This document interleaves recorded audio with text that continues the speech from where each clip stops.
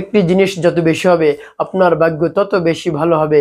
আপনার ভাগ্যের চাকা আল্লাহ রাব্বুল আলামিন ঘুরিয়ে দিবেন। প্রিয় ভাই বোনেরা, আল্লাহ রাব্বুল আলামিন যাকে যত বেশি ভালোবাসেন এবং যাকে বেশি কিছু দিতে চান, তখন তাকে প্রথমে একটু রোগ শোক বালা মুসিবত বিপদ আপদ একটু বেশি দেন। তার কারণ হলো আল্লাহ রাব্বুল আলামিন তাকে একটু পরীক্ষা করেন।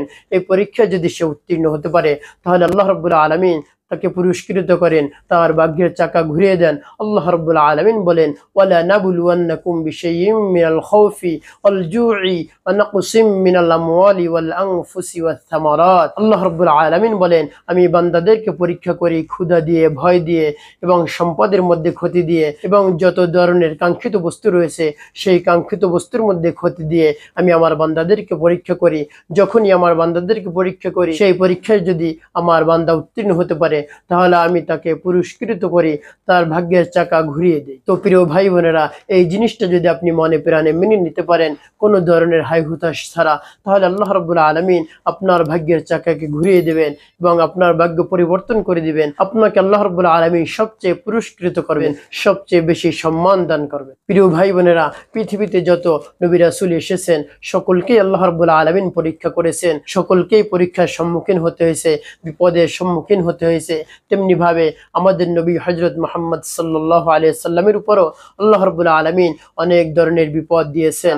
তারা কোনো ধরনের হাই হুতাশ করেননি, আল্লাহ রাব্বুল আলামিনের উপর পূর্ণ ধৈর্য ধারণ করেছেন। তারপরে হযরত ইউনূস আলাইহিস সালামের উপর বিপদ আসছে। ইউনূস আলাইহিস সালামকে যখন মাছে খেয়ে ফেলেছে, তখন ইউনূস আলাইহিস সালাম কোনো ধরনের হাই হুতাশ না করে আল্লাহ রাব্বুল আলামিনের উপর পূর্ণ ধৈর্য ধারণ করেছে। পরবর্তীতে আল্লাহ রাব্বুল আলামিন তাদেরকে পুরস্কৃত করেছেন। তেমনি ভাবে হযরত জাকারিয়া আলাইহিস সালামকে আল্লাহ রাব্বুল আলামিন পরীক্ষা করেছেন। হযরত জাকারিয়া আলাইহিস সালামের পুরো শরীর দ্বিখণ্ডিত করেছে, তারপরে হযরত জাকারিয়া আলাইহিস সালাম শব্দ উচ্চারণ করেননি, আল্লাহ রাব্বুল আলামিনের উপর পূর্ণ ধৈর্য ধারণ করেছিলেন। তারপরে আল্লাহ রাব্বুল আলামিন তাদেরকে পুরস্কৃত করেছেন। তারপরে আমাদের মুসলিম জাতির পিতা হযরত ইব্রাহিম আলাইহিস সালামকেও অনেক বিপদের সম্মুখীন হতে হয়েছে। তাই তারা যখন বিপদের মধ্যে পড়েছে, আল্লাহ রাব্বুল আলামিনের উপর ধৈর্য ধারণ করেছে। যখন ইব্রাহিম আলাইহিস সালামকে নমরুদের বাহিনী আগুনের মধ্যে ফেলেছে, তখন ফেরেশতারা গিয়ে বলল, আপনাকে সাহায্য করার জন্য আল্লাহ রাব্বুল আলামিন পাঠিয়েছেন। তখন ইব্রাহিম আলাইহিস সালাম বললেন, যে তোমাদেরকে পাঠিয়েছে সে তো আমার এই অবস্থা দেখতেছে, তো তোমাদের কোনো ধরনের সাহায্য লাগবে না। আল্লাহ রাব্বুল আলামিন যদি চান অবশ্যই আমি আগুনে পড়ব, অন্যথায় আল্লাহ রাব্বুল আলামিন আমাকে সাহায্য করবেন, তোমাদের কোনো ধরনের সাহায্য দরকার নেই। আল্লাহর খলিল ইব্রাহিম আলাইহিস সালাম যখন আল্লাহ রাব্বুল আলামিনের উপর পূর্ণ ভরসা করলেন, পূর্ণ আস্থা রাখলেন, তারপর আল্লাহ রাব্বুল আলামিন খুশি হয়ে গেলেন।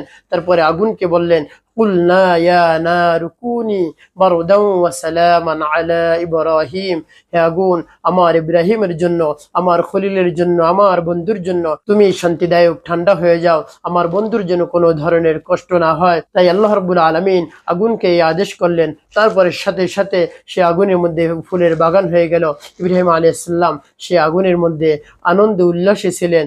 তো আল্লাহ রাব্বুল আলামিনের উপর যদি পূর্ণ ধৈর্য ধারণ করতে পারেন, অবশ্যই আল্লাহ রাব্বুল আলামিন আপনাকে সৌভাগ্যবান করবেন, পুরস্কৃত করবেন। আল্লাহ রাব্বুল আলামিন বলেন, ইন্নাল্লাহা মা'আস সাবিরিন, নিশ্চয়ই আমি ধৈর্যশীলদের সাথে থাকি। তাই আপনার উপর যত ধরনের বিপদ আসুক না কেন, আপনি যদি নামাজ এবং ধৈর্যের মাধ্যমে মোকাবেলা করতে পারেন, তাহলে আল্লাহ রাব্বুল আলামিন আপনাকে সৌভাগ্যবান করবেন, আপনাকে পুরস্কৃত করবেন, আপনি একেবারে খুশি হয়ে যাবেন।